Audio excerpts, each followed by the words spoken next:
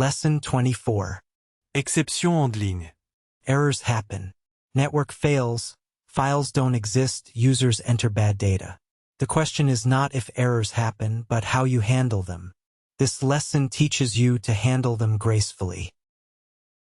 Exception handling is about expecting the unexpected. In Dart, when something goes wrong at runtime, an exception is thrown. If you don't catch it, your app crashes. The try block wraps code that might fail. The catch block handles the error. But Dart has a powerful feature.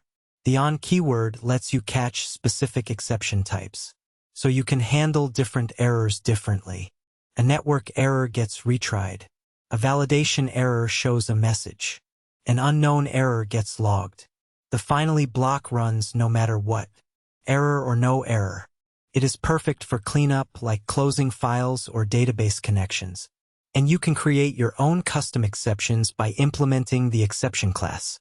This makes your error messages meaningful and specific. Let's walk through this code carefully.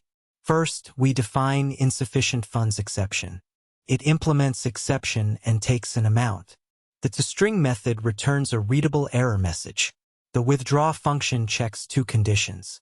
If amount is 0 or negative, it throws an argument error. If amount exceeds balance, it throws our custom exception. Otherwise, it returns the new balance.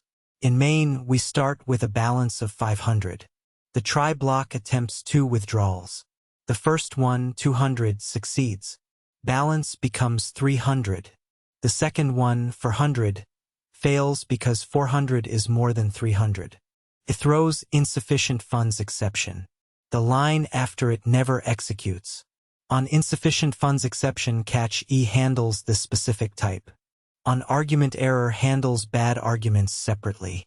The plain catch at the end catches anything else. Notice catch E, stack trace. The second parameter gives you the full stack trace for debugging. Finally runs no matter what, confirming the final balance.